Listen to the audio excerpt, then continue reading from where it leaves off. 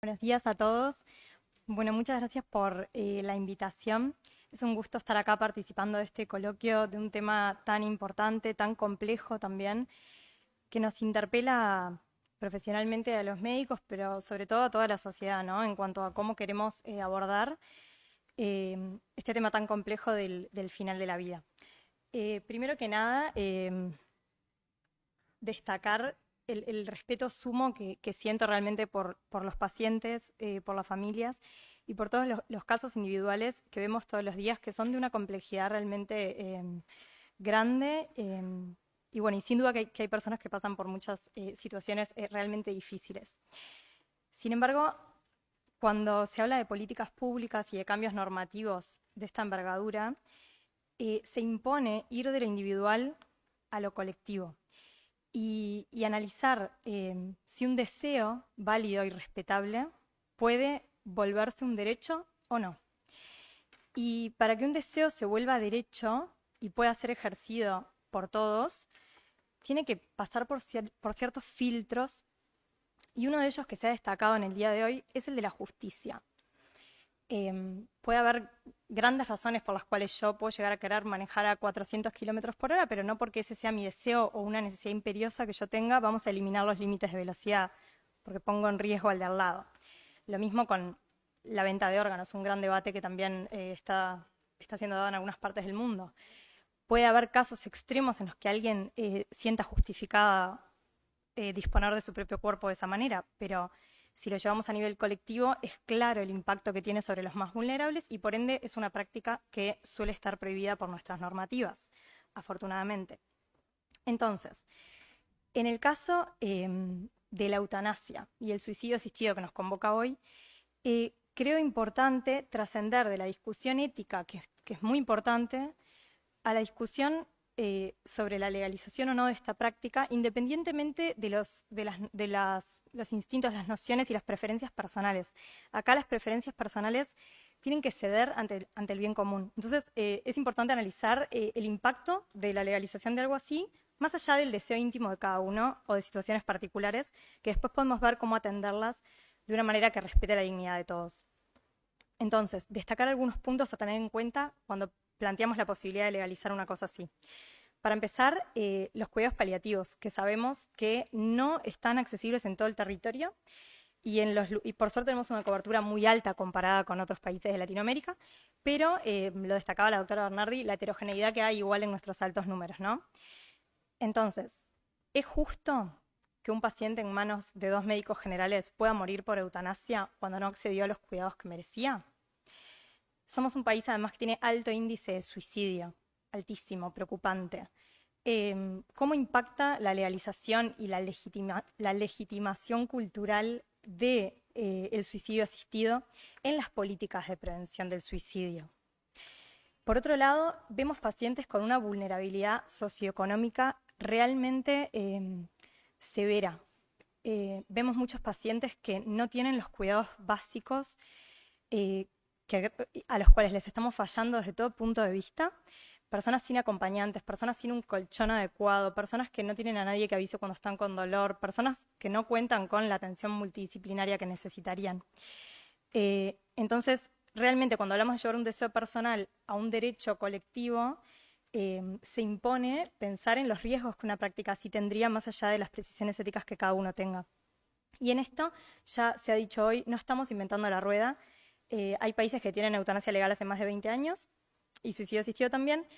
Y pese a cierto negacionismo que a veces hay de la pendiente resbaladiza es un hecho. Los países que tienen eutanasia legal hace décadas han pasado de un puñado de casos al año a miles. Holanda está llegando a los 10.000 al año. Y sí ha habido cambios normativos. Canadá, por ejemplo, ha cambiado los criterios y ahora personas que solo tengan padecimientos mentales, por ejemplo, a partir de 2024 van a poder acceder al suicidio asistido. Entonces, cosas que empiezan a veces para padecimientos físicos, luego se van a padecimientos de otro tipo. Leyes que planteaban la legalización de la eutanasia y el suicidio asistido para mayores de edad, luego terminan migrando hacia menores de edad. Lo mismo respecto a la conciencia y pacientes sin capacidad de, o inconscientes o sin capacidad de consentir. Hay una pendiente resbaladiza tanto empírica como lógica Y cuando algo se vuelve un derecho o una prestación, pasa a ser discriminatorio no ofrecerlo al resto. Entonces empieza como esto en mancha de aceite y los números no dejan de crecer. Sobre todo en eutanasia, no tanto en suicidio asistido. Y eso es algo también a tener en cuenta y analizar en este debate. Por otro lado, y yendo un poco al tema de esta mesa, que son los desafíos formativos, digamos, que implicaría una práctica como esta, destacar que acá se habla, me parece, a veces, simplificando un poco lo que es la vivencia del paciente, ¿no? Y quiero destacar que en la práctica clínica las verdades absolutas en estos temas faltan con aviso. Para empezar, ¿quién va a separar las aguas entre un suicidio a prevenir y entre un suicidio a provocar? Uno lee el proyecto de ley y capaz que parece claro, pero en realidad es muy vaga la redacción. Hay un montón de O's, ¿no? Enfermedad terminal o crónica, incurable, más o menos voy en memoria, ¿no? O ni siquiera enfermedad, sino condición. Entonces ahí entran las discapacidades. Entonces, ¿cómo vamos a discutir en el consultorio con un paciente, sin ánimos de llevarle la contra, pero me refiero a, viene un paciente con una discapacidad, voy a tener que sacar el proyecto de ley, ver si entra, si no entra, pues entra una discapacidad en los criterios planteados.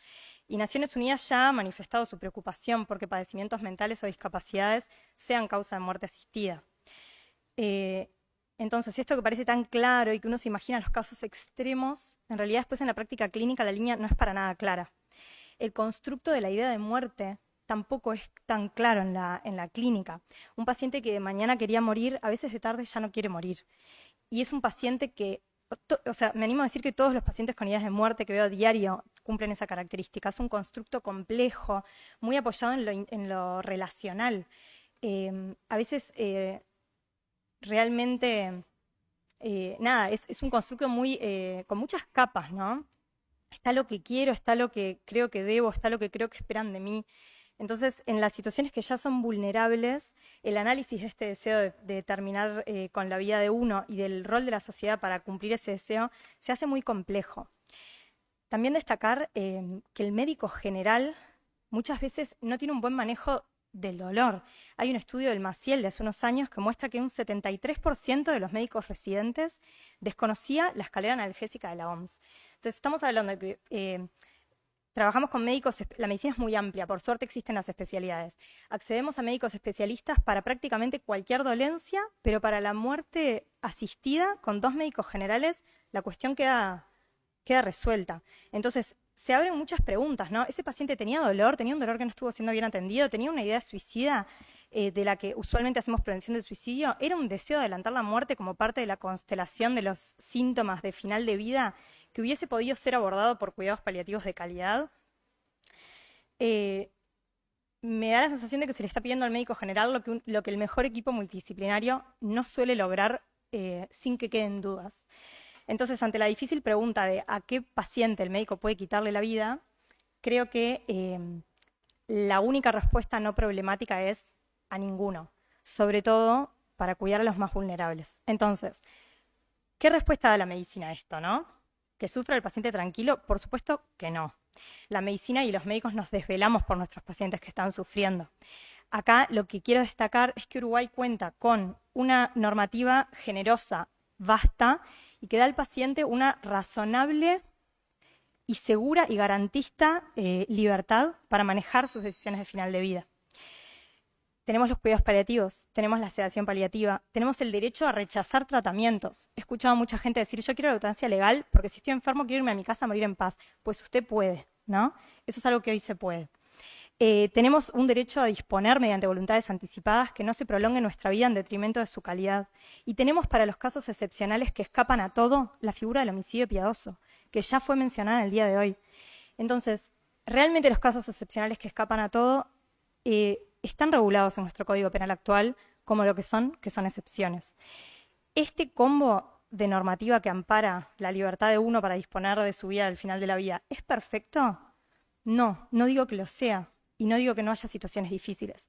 Digo que esta situación y la medicina como la conocemos hoy, continuando con el avance de la ciencia, con la investigación, con la búsqueda de soluciones a los padecimientos de nuestros pacientes, como hacemos siempre, gracias a la universidad también, es mejor que la alternativa, que pone en riesgo a un montón de pacientes vulnerables sobre todo, que da garantías al médico pero no al paciente, y que además cambiaría, atentaría contra la igual dignidad de las personas, que es lo que sustenta nuestros derechos humanos.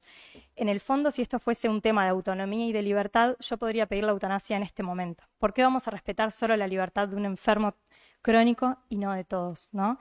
Entonces, lo que se esconde debajo de esto, y ya termino, es una valoración desigual de la vida de sanos y de enfermos. Y eso cambia la medicina como la conocemos, vulnera la dignidad percibida de los enfermos y cambia absolutamente la seguridad de los pacientes y de los uruguayos que se encuentran en situaciones más vulnerables. Gracias.